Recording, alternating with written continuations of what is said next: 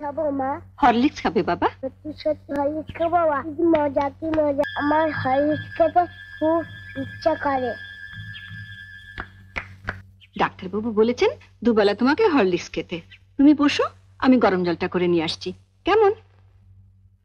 কি গো মা, তোমরা হঠাৎ একেবারে বড় লোক হয়ে গেলে। এবার থেকে 10-20টা ঝি চাকর রাখো, যে তোমায় পান সেজে দেবে। হঠাৎ এই কথা বলছিস কেন? এবার থেকে আর অভাব অভাব বলে টাকা ধার চেও না। যা বলবি সোজাসুজি বল। বড় লোকের দেখলি কি? রোজই তো শুনি বড় অভাব, টাকা নেই, সংসার চলছে না। এদিকে তো ঘরে ঘরে হরলিক্স খাওয়া হচ্ছে। হরলিক্স?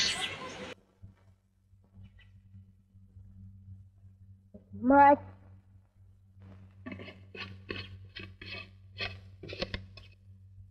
মা একটু হরলিক্স দাও না, চেটে চেটে খাবো। দিচ্ছি বাবা।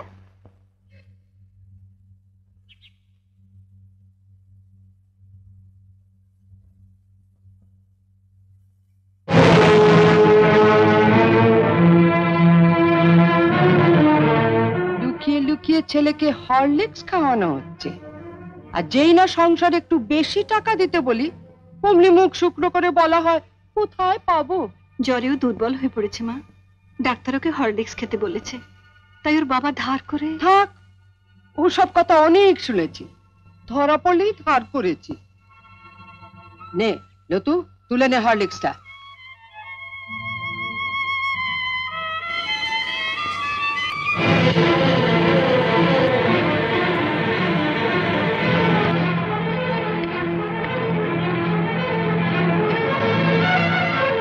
শোনো বড় বউ, আমি আগেও বলেছি আবারও বলছি, যার স্বামী যেমন রোজগার করবে তার ঘরে তেমনি খাওয়া দাওয়া হবে।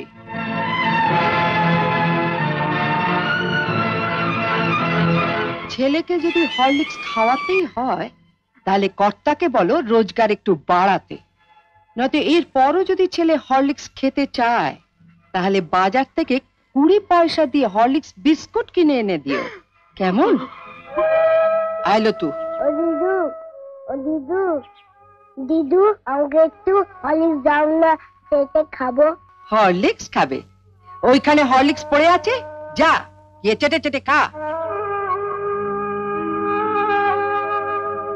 মা দিদি বলে হরলিক্সটা খেতে, শুয়ে পড়ে চেটে চেটে খেয়ে নেবো।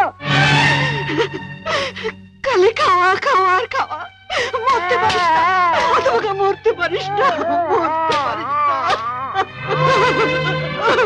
ওকে মারছো কেন? ওর কি দোষ?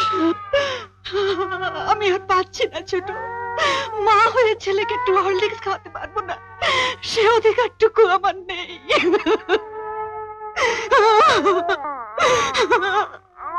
উনিও তো মা, ওনারও তো সন্তান আছে।